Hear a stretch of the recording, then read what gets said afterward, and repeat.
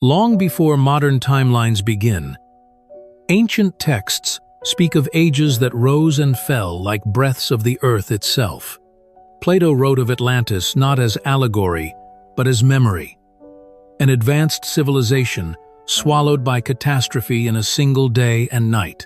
In the East, the Vedas describe cycles of creation and destruction, vast epochs where humanity reached heights we struggle to imagine. Even the Sumerian king lists hint at rulers who reigned for impossibly long spans, as if time itself moved differently then. Philosophically, these civilizations were not obsessed with domination, but alignment. They understood humanity as a bridge between heaven and earth, consciousness and matter. Knowledge was sacred, transmitted through symbols, architecture, and ritual, not mass instruction. When these worlds collapsed through cataclysm, misuse of power, or cosmic cycles, their wisdom survived only in fragments. Over time, empires that rose afterward simplified history, favoring control over remembrance. What could not be ruled was labeled myth, and so the deepest truths were hidden in plain sight, waiting for minds ready to see beyond the surface. To understand forgotten civilizations, we must abandon the idea that progress is a straight line. Imagine history instead as a spiral advancing, collapsing, and rising again, each turn carrying echoes of the last. These ancient societies were not primitive ancestors fumbling in the dark. They were refined cultures who mastered inner knowledge before outer technology.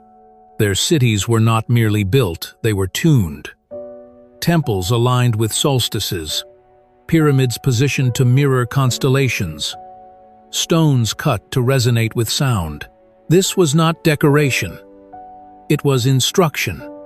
Architecture served as a living textbook, teaching harmony between mind, body, and cosmos. Knowledge was experiential, not theoretical. Yet this wisdom came with a cost. When consciousness expands faster than responsibility, imbalance follows. Some traditions whisper that these civilizations did not simply vanish, they fractured.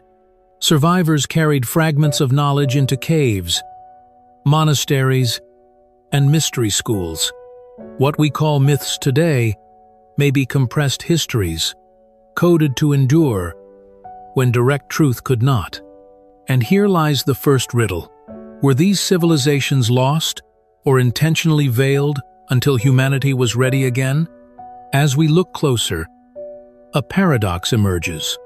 The more advanced these civilizations were, the less they relied on what we now call technology. Their true mastery was internal. Consciousness was the primary tool, and matter was secondary, responsive, almost obedient. This is why ancient stories speak of stones that moved without force, sound that shaped form, and words that altered reality.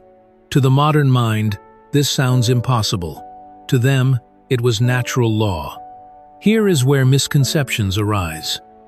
Forgotten civilizations are often portrayed as utopias or cautionary tales of arrogance. The truth is more nuanced. They understood both light and shadow. Knowledge was not inherently benevolent. It amplified the nature of the one who wielded it. When balance was lost through misuse, fragmentation of teachings, or cosmic upheaval, the structures they built could no longer stand. What survived was not blueprints, but symbols. Serpents, floods, world trees, sky gods. These appear everywhere because they are not stories, but metaphysical diagrams. Each symbol encodes instructions for awakening. The real loss was not the cities themselves, but the shared language to read these signs. And without that language, the past appears silent when in truth, it is whispering constantly. Forgotten civilizations were not meant to be admired from a distance, they were meant to be remembered through practice.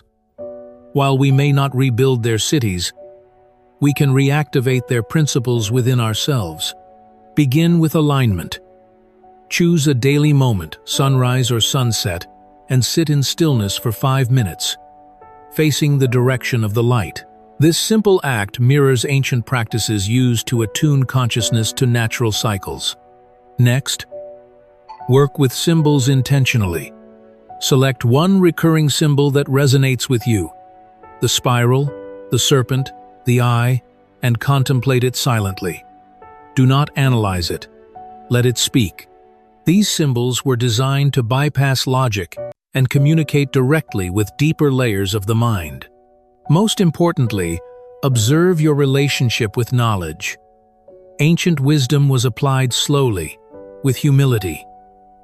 Avoid the modern trap of consumption without integration. Practice one insight at a time, grounding it through breath, journaling, or mindful action. Resistance will arise, distraction, doubt, impatience. This is normal. The ancients taught that remembrance is not sudden awakening, but gradual resonance. As you align your inner world, fragments of old wisdom begin to surface not as memories, but as recognition. Forgotten civilizations are not dead chapters of history, they are unfinished sentences. Their temples may lie in ruin, their names blurred by time, but their wisdom was never meant to vanish. It was encoded, waiting for a different kind of reader, one who understands that progress without consciousness is collapse, and knowledge without reverence becomes dangerous. We have explored how these civilizations lived in alignment with cycles, how their mastery was internal before it was external, and how their greatest legacy was not stone, but symbols that still speak today. The hidden truth is this: what was lost was not the past, but our way of seeing it. So the question remains not whether these civilizations existed, but whether we are ready to remember them. If their knowledge were returned to the world today, would it liberate us or reveal how far we have drifted? If this resonated, explore deeper, question more, and keep walking the path of remembrance. The ancient world is closer than you think.